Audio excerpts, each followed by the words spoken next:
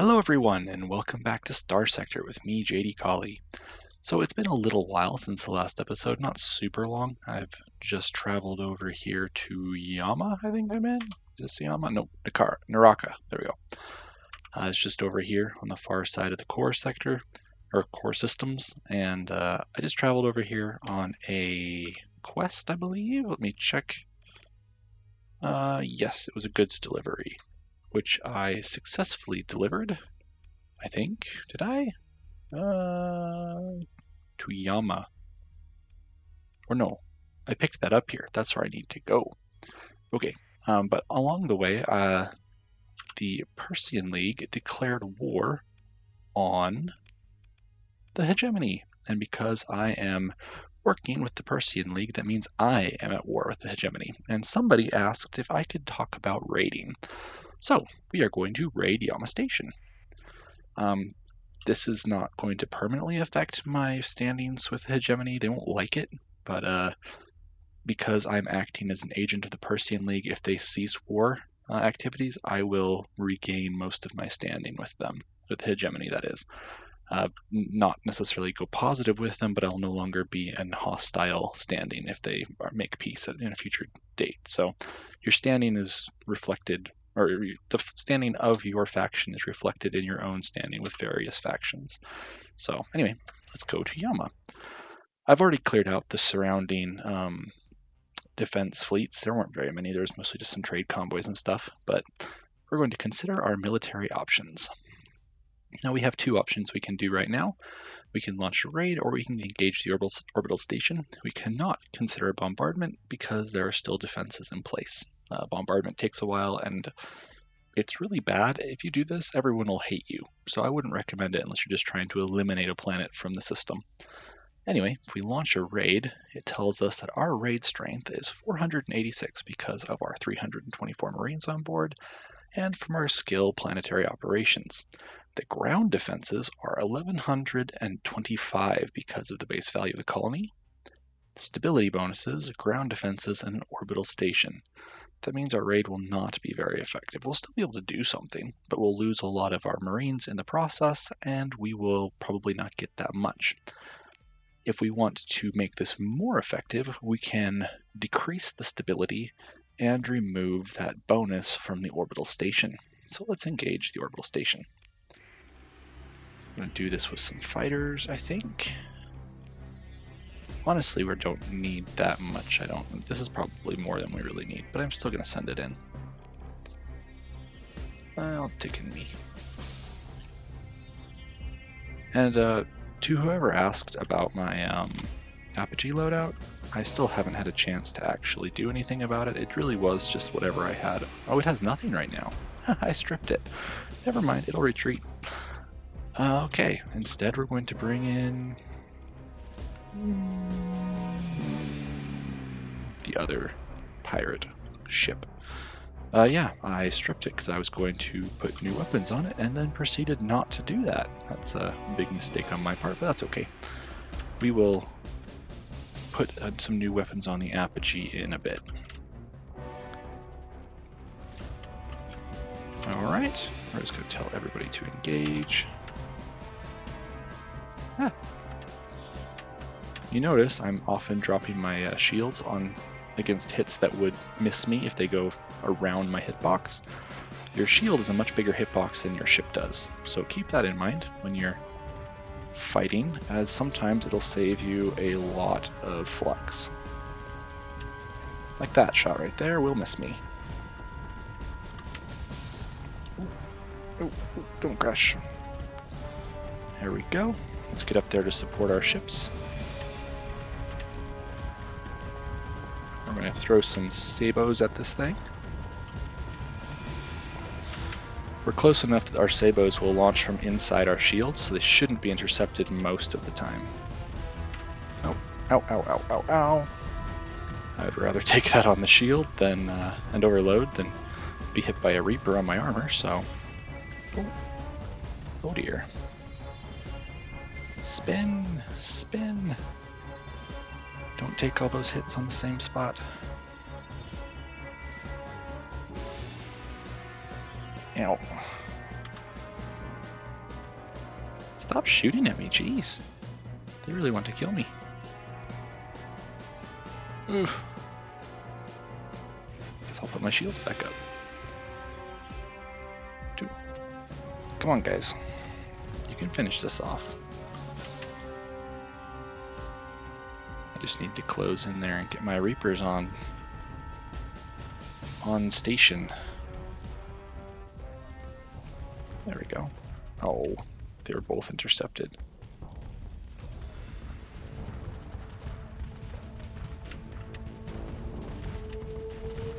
Oh, here we go. Here is an opportunity.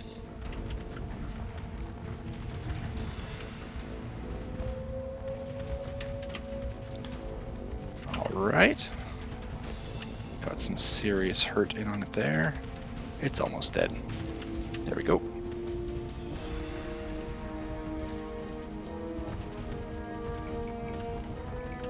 Oof. My poor little pirate falcon was hurt far more in this battle than it should have been. Oh, that would have been perfect if that actually connected. Whoa!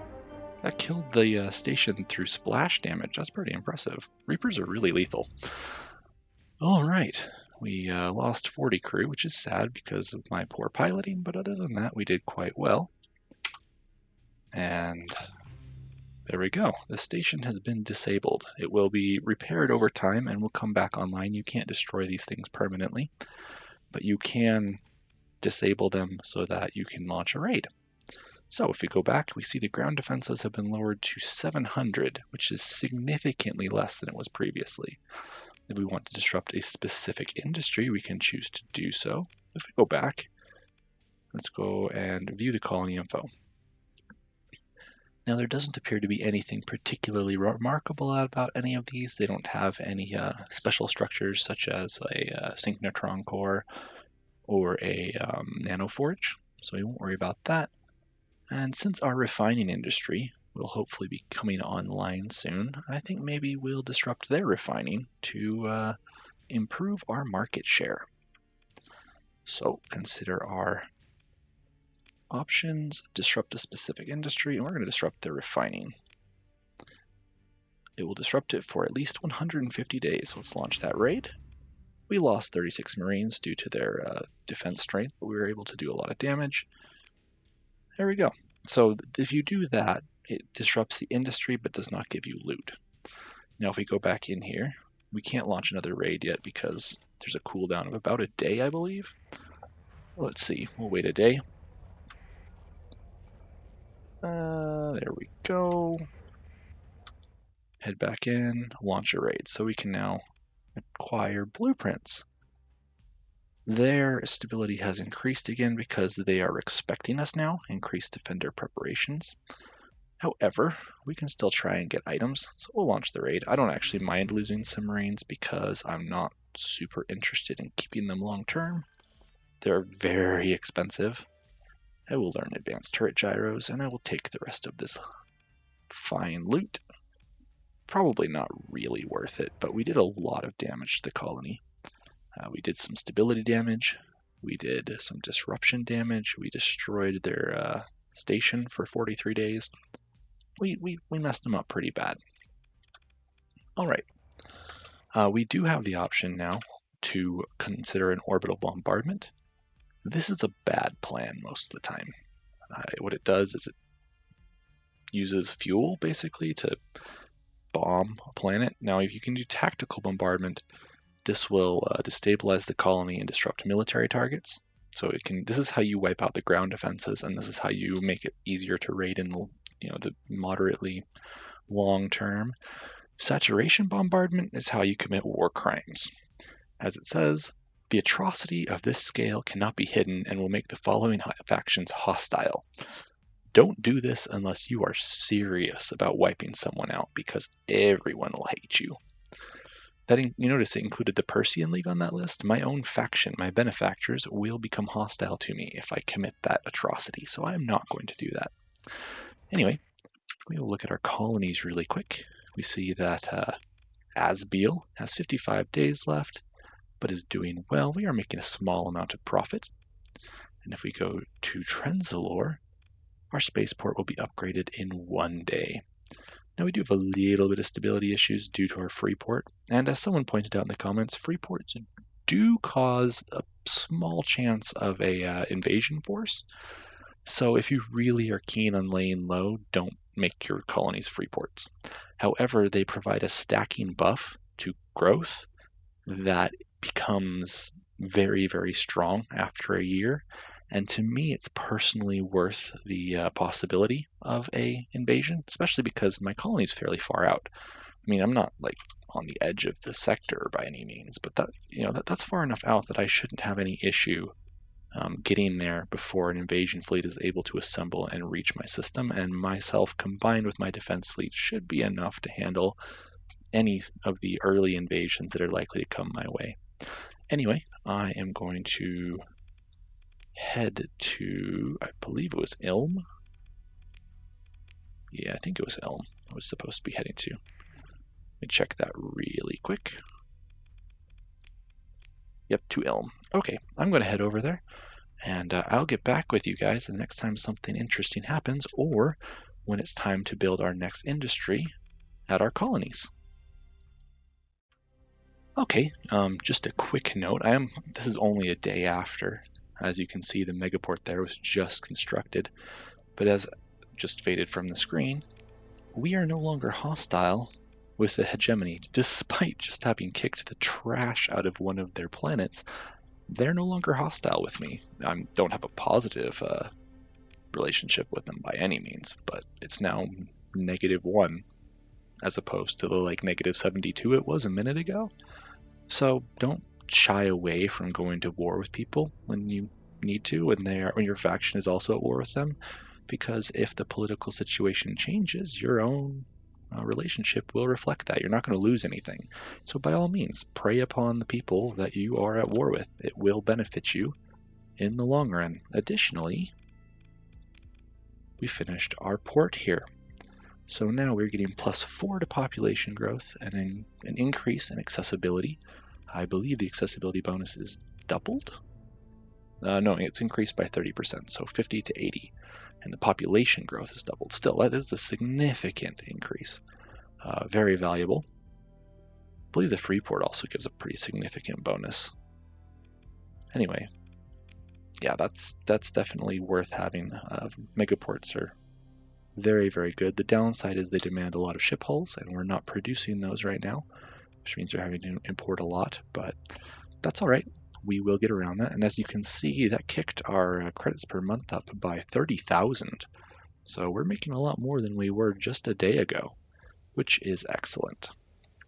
Now, let's see. Oh, okay. I was going to say, I thought that 150% was my ship quality, but it's actually my fleet size. So my ship quality means that I have 4 D mods per ship in my fleets. These are my AI fleets, not my personal fleet, but this also does apply to ships being built by my faction. So if I go to here in custom production, if I produce a ship, I can't do it right now because I don't actually have, let's clear that. Let's see, can I do it? Let's see. Requires a colony with heavy industry. I don't have that heavy industry right now, so I can't do it. But if I did, if I built, say, a Prometheus, that Prometheus would on average have 4 hull or D mods right now, which obviously is not excellent. However, this can be increased by a variety of different factors, including the addition of nanoforges. I believe even the heavy industry itself improves this, so it's not really a problem. You should see this increase dramatically as you improve your colonies. So you can also choose where your production is being set. See, it says Trenzlore by default, but I could set that to Asbiel if Asbiel had better ship production than Trenzlore did. So make sure you have your production gathering point on your best production system. I apologize if you can hear that in the background. That's just my son not going to sleep like I hoped he would. Anyway, onward to Ilm. Oh, just really quick. I was thinking about it. This ship was actually loaded in the battle when I pressed the button to bring up information, it brought up the codex entry on this ship, not the entry for this individual ship. So it just shows you the weapon loadout rather than the actual guns on the ship. So that ship was armed, I sent it away, whatever, it doesn't matter, I still won the battle just fine. This is the loadout I have on it. I mostly focused it around using the auto pulse laser and the squall missiles. So it has extended magazines, which affect any weapon with burst, as you can see here. Increases the ammo capacity or number of charges for ballistic and energy weapons by 50%, so it improves the auto pulse laser, among many other things, and I believe the burst, heavy burst laser, so this should have like 7 charges instead of 5. And then also expanded missile racks, and I just stuck a salamander on there because I didn't know what else to put on there. And I did not worry about filling every slot because these are point defense slots, and I figure the burst lasers can probably take care of that pretty effectively. And then I just slapped an IR pulse laser and a tactical laser on there because most of the DPS is coming from this. The attack laser is just there for suppression, and the squall is there to handle the armor. So it's a pretty simple loadout. It's probably not the best. I'm sure there are better Apogee loadouts out there. It's pretty much what I just had in my inventory at the time, but I think it'll do. So there you go. We also have made it to Ilm. There's nothing particularly special here. I don't think there's anything good for sale. Well, there is another hammerhead, which I always want more of, and a shrike, which are basically wolves but bigger. But sadly, wait, what? I just did that. Okay, I'm not sure quite why I needed to repair again. That's okay. Just a fun note, if we go to weapons, if you look here, Yama in Naraka is now the best place to sell heavy armaments because we trashed it. They really, really need those heavy armaments now. They have a big deficit caused specifically by us. So, raiding can actually improve prices for you across the sector. The downside is that it can often be difficult to trade with those places if you just raided them. Now, technically, I could have gone back and sold these. I sold a couple hundred heavy armaments that I had hanging around my inventory. I could have gone back and sold them there because I'm no longer hostile with the Hegemony, but I didn't really feel like turning around. So, whatever. I could have made, I don't know, a few thousand more, but we're good. So, onwards and upwards. Alrighty. On our way out of Ilm, it appears we found ourselves a party. There's a bunch of pirates raiding the system, I think, and I found them running around in a nebula, a whole bunch of sensor pings that wasn't sure what they were. And then when I went to look, I got interdicted. So, let's engage. I renamed a bunch of the ships based on your suggestions. We now have the Amphileon, the War Pig, the Esmeralda, as last episode, Butter Biscuit, Winging It, the Jolly Roger, the Pirate Revengeance, the Justinian, the Fogelclew is still around, we still have the Major Mistake, and the Swiftblade Carthos, the Hansel, the Gretel, the Helping Hand, the Vampirette, or Vampirate, or however you want to pronounce that, the Yamahawk, and I believe this is named Serenity, which of course it's got to go on a mule. I mean, of all the freighters out there, which one is going to come through for you? It's going to be the mule. They're tough. So let's deploy pretty heavily for this one. I want to see some bad guys go down. So let's see, 1, 2, 3, 4, 5, 6, 7, 8, 7. So pretty heavy deployment there. And I need more escort frigates if I really want to escort everybody. Oh well. Alright, so put light escort orders on all of the cruisers. And I guess we'll just leave the 2 destroyers on their own and hopefully they don't get killed. And then we'll put a defend order there and maybe one right there. Between the 2 of them, this should make a pretty solid front. Alright. So I've been meaning to check, what are my music or sound settings on? Do I have my music off? No, it's just very low. Okay, sometimes I can't hear any music in combat. when I'm doing the recordings, which is unfortunate. I might just add some for fun. I hope you guys enjoyed last episode's little spicy beginning to add some drama. That was a pretty nasty fight. It probably could have gone better. I didn't pilot super well because, as you can see, I'm really not a great pilot in this game. I do okay, but I'm certainly no means an ace, as it were. But I still do manage to do just fine, so you don't have to be an amazing pilot to survive. Unfortunately, I'm not really well set up for fighting these guys, because firing a Reaper at one of these things just feels excessive. Him, however, I will do that. Oh, no, no, no, no. That was bad. I'll just launch a Reaper right out into the middle of all that and see what it hits. Oh, it actually hit what I was aiming at. It just didn't do anything to it. That's unfortunate. Alright, let's go take out the stuff we were meant to. What got me? Was I hit by a missile I didn't see? Oh, hello. And we're just going to Sabo you real quick. Oh, sorry. And then just launch a missile, take you out. Sabo you. And then boom.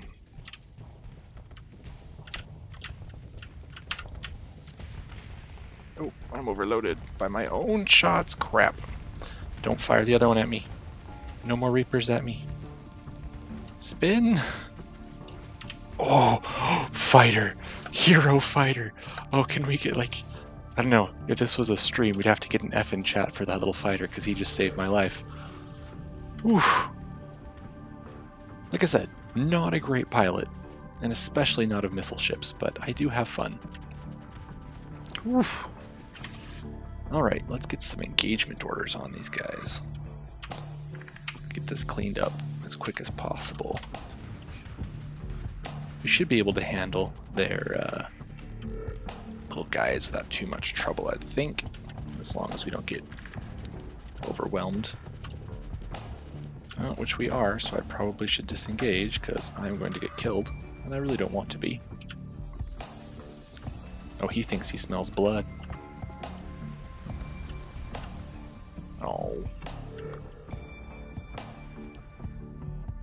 Hello. Excuse me. Ah! No, don't block me in front of that. I tell you, this thing is aggressive. I mean, it's supposed to be. That's what its commander is, but it gets me in trouble. Alright, let's just launch a Reaper into that. Never mind, have the Reaper totally destroyed by fighters.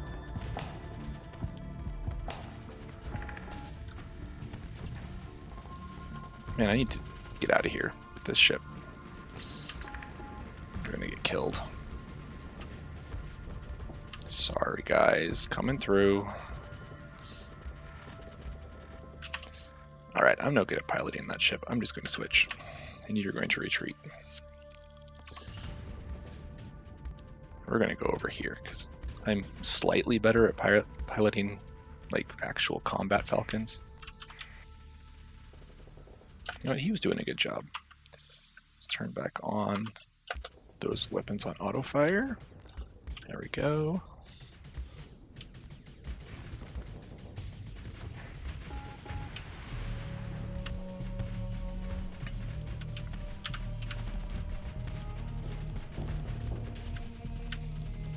You may notice I get fluxed out a lot.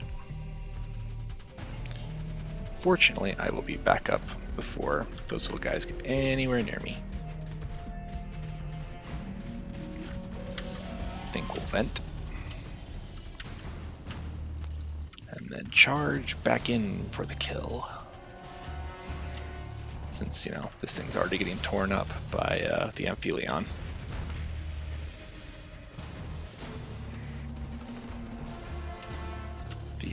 Amphileon? Or Aphelion.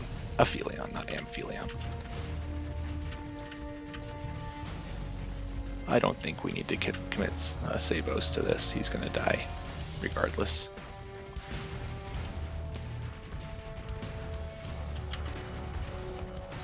Those little piranhas are just going to bounce harmlessly off of the indomitable shield of an apogee. We'll go up and clean this guy up.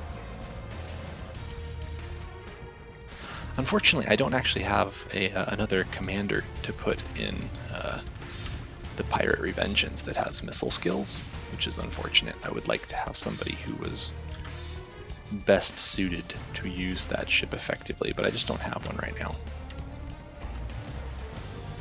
I do have one or two commanders, though, that still have the possibility of getting that skill. So hopefully one of them will. I think the person piloting one of the hammerheads actually is set up for that. So if they level up, perhaps we'll be able to pick that up. Now we will pursue them, but we'll order our second in command to handle it, and we'll send... Oh, that's what I forgot to do. I forgot to bring in my fighters. Well, I'll have them handle it. Now they did a decent job. A kite? No, thank you. And I think that should mostly not cover the damage to the pirate revengeance, but that's okay. We don't want a buffalo. Despite someone on the forums making a fairly convincing case for using buffaloes as missile boats and makeshift carriers, I'm still not a fan due to their fuel costs. Let's see, anything else out here interesting? A whole bunch of ships. All right, so I am going to go look for another contract really quick while our planets continue to tick along. Our credits did go down a little bit. I'm not quite sure why. I haven't been keeping track of the exact market conditions. Probably a change in price over here somewhere. But we're still making money. We're still doing quite well. Our income is very stable, very comfortable. Not as much as I'd like, but certainly enough to keep us rolling. So I'm going to salvage all these and get back to you in a moment. So once again, I have failed to keep my recording session under the 30 minutes I had attempted to do so. So we're going to have to kind of zip through this battle. But as you can see, I did buy myself a conquest. I figured I needed a capital ship, and so I purchased that. I'll show the loadout in the next video. It's not particularly special. It's a pretty standard loadout for conquests, but I will show that in episode 11. I also named it the Justinian because, you know, the name of an emperor seems fitting, and I renamed the little frigate that was named the Justinian to something else, which I will show you also in the next video. In addition, in the footage that I recorded but didn't realize that was overtime and that I still had my mic muted for, we also talked about how I had colonized a third world in the Yaquam sector, or Yaquam system. Man, I keep mixing up those words. Anyway, yes, Yaquam is now has 3 planets colonized, and I put a administrator on that third planet, and I'll talk about the administrators in episode 11 as well. Additionally, we have 2 colony threats. The Letic Church and I believe the Hegemony have both sent small what do we call them? Black Ops fleets. They're not official war fleets. They're not sent there with official jurisdiction or anything like that. They're basically just fleets with plausible deniability, but they are sent to disrupt your colony.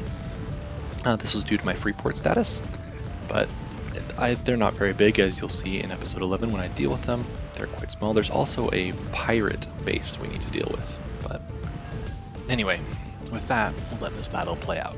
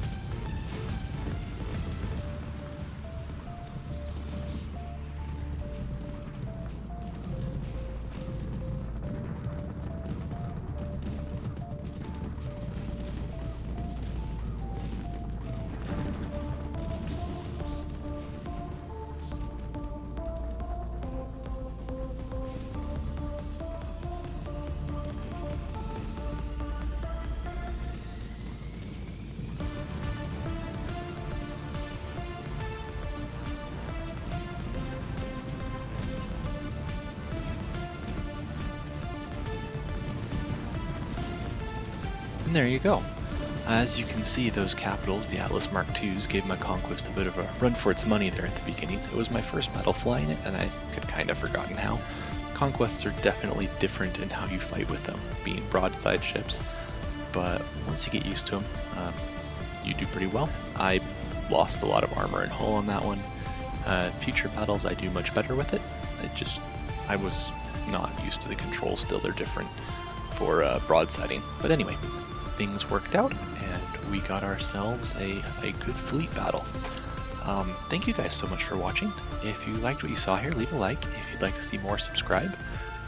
If you guys have any other games you're interested in me playing, let me know. Starsector is one of my all-time favorites, but it's certainly not the only game I play. If there's something else you'd like to see me play on the channel, just leave a recommendation and I might be able to do it. I have no promises, but you know. Any ship names, of course. I'm always looking for more. We're going to be picking up more capitals here. I've got some names for an Astral, a couple names for Onslaughts, but I do have a name for one Paragon, but still, if you have some names, leave them and we may be able to use them. Anyway, thank you so much, and I will see you next time.